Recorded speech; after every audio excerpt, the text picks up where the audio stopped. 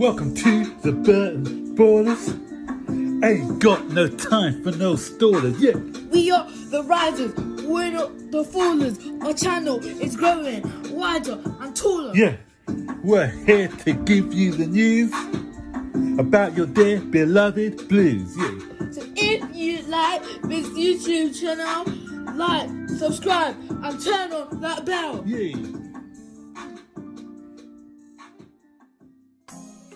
Hey everyone, and welcome to another edition of Burton Ballers. And today I'm going to be doing a match review of our defeat, or penalty knockout against Tottenham Hotspurs in the Carabao Cup. Before I get into the analysis of the game, don't forget guys to like, subscribe, turn on all post notifications so that you'll be notified every time we make a video.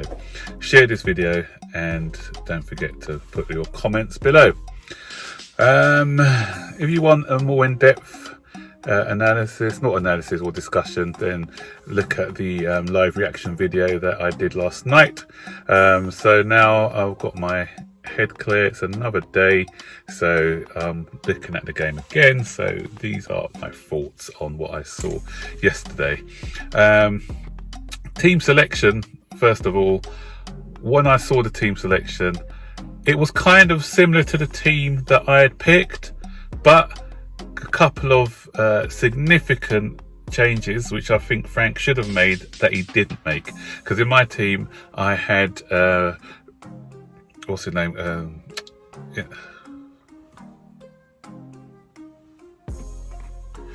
so because in my team I had Ross Barkley in there ahead of Mason Mount, and it could have been Kovacic or Kante. I have Kante in there, but if it was Kovacic, then I wouldn't have minded. And in hindsight, I had Thiago Silva in there just to give him some more game time, but Frank Lampard chose to go with Tomori and Zuma, so I didn't mind that. Didn't mind the fact that it was Kovacic over Kante, because for me it was a flip a coin for those two. But the one that I didn't want, and I explained it in my preview video, I did not want Mason Mount to be playing yesterday. And the main reason I didn't want him playing yesterday is because of burnout. You know, he's played every minute of every game this season.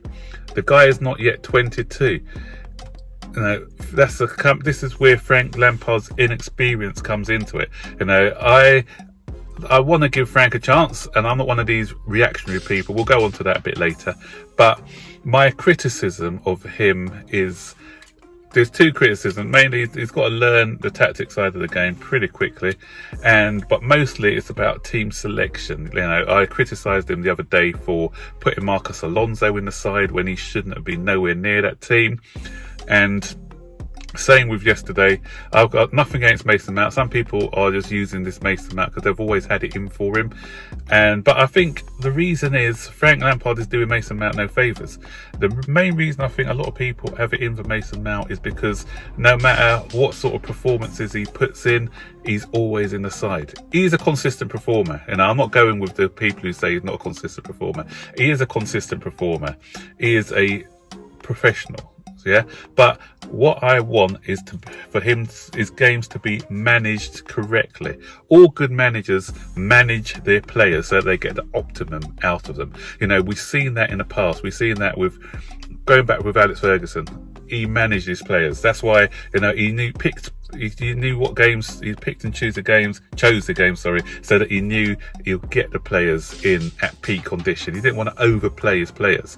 We're seeing that now with Jurgen Klopp. I remember last season they had a Merseyside derby, and he's left out Mane and Salah in those games.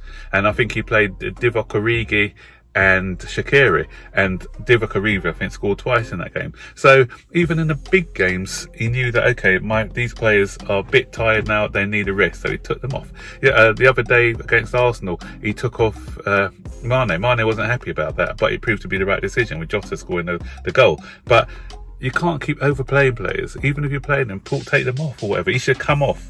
Mason Mount should have come off yesterday in about the 65th minute for Kai Havertz, because you could quite clearly see that this guy was tired and he needed to come off the pitch. So I don't know what his obsession is with playing him in every single minute of every single game, so and it doesn't do the player any favours neither, because when he's tired he's going to be putting in bad performances. We saw that last season where we had that good spell, he got overplayed, and then we had a rough patch where he wasn't performing the way that he should do.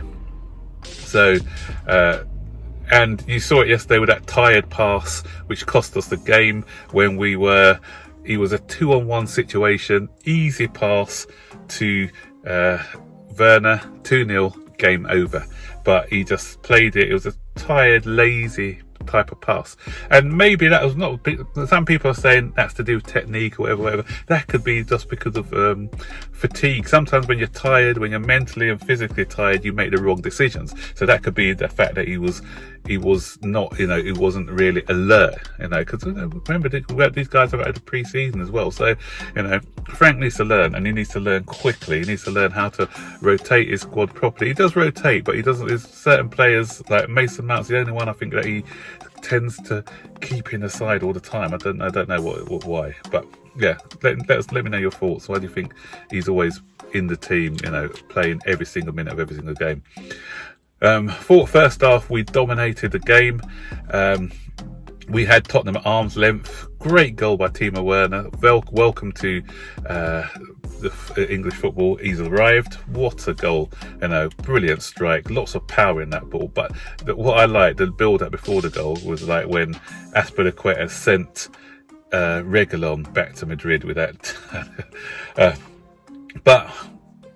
And I also thought a positive performance on the left-hand side by Ben Chilwell. He did what he needed to do. If I had slightly critical of him, I liked to have seen him bomb forward a bit more sometimes. But most of the stuff he did up and down the pitch was quite good. A lot of passes were safe and everything, but he's still finding his way into the side. But it was a decent outing for him. And then he came off. Emerson came on. We'll deal with the Emerson situation in a minute. So. My only concern about that first half performance, we were dominant, but we didn't really create a lot of chances through that domination. Tottenham, Jose Mourinho set them up to be defensive and try and hit a counter attack. That's the normal Jose Mourinho style of football, and but they didn't have a real outlet because Harry Kane was on the bench, so they didn't really create. But Mendy made his debut again, and what I'll say about Mendy had a good debut. He did everything what a proper goalkeeper was meant to do. He had one dodgy moment where he dropped a ball with a catch, but he was positive every time. What I like to see, corners, he came out for the corners, punched the corners away, and I felt secure for the first time. We got a goalkeeper who knows how to deal with set plays, and even that chance in the first half, which fell to he was a Tottenham player, Wang, the Dutch guy, you know what I'm talking about. And he came out, he was positive in coming out. I think Zuma came in with a tackle in the end, but it's through his, he didn't hesitate. We've got a goalkeeper, he's going to be on the front foot, he's going to be positive, and hopefully, he's going to be great. Silly thing about some comments were saying that he's not good enough because he didn't save any of the penalties. Come on, he's not.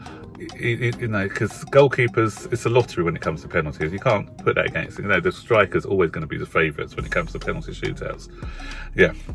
But anyway, in the second half, Tottenham, that's why you got, Jose Mourinho has lost some of his, some people saying he's kind of losing his managerial skills and he's been overtaken by some of these younger managers. But, sometimes it's just the simple things that he does. And you could see the tactic was go a little bit longer. Let's be more aggressive in the challenges.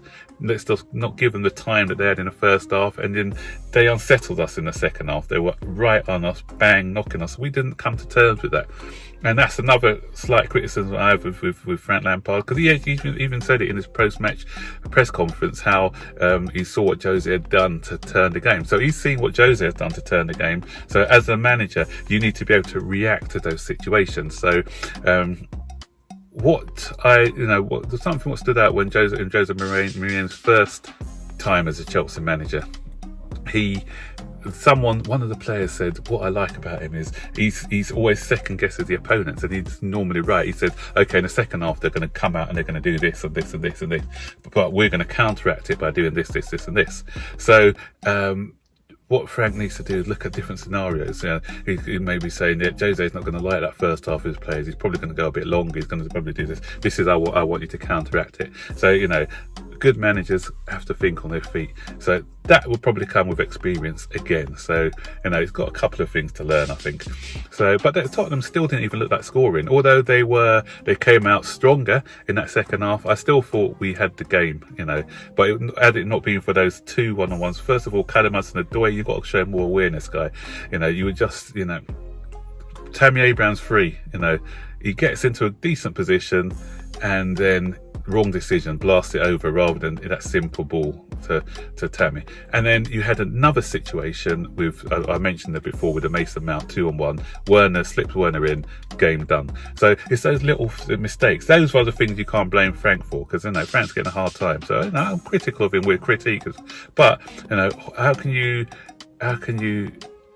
these mistakes, he can't do anything about these individual errors that are keep coming up. And then we had another one defensively where Emerson's come in, and that's why, guys, a lot of people are saying that Emerson's are, why is Emerson gonna leave, or Alonso? Now you can see why. He's not similar to, not as bad as Alonso, but he's similar to Alonso. He doesn't switch on, he's not alert enough, and that's the thing. Some our defenders are not alert enough. A lot of them, they don't react. I mentioned about Christensen in my last pre-match post-match one against West Bromwich Albion. Now you saw it with Emerson.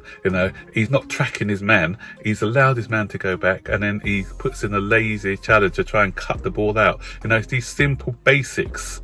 These are the basics. You shouldn't have to coach the basics. As a defender, that's your job. And because of that that slight lack of concentration that you can't afford at top level football, that allowed Lamela in to score the equaliser. Once it gets to penalties, it becomes a lottery.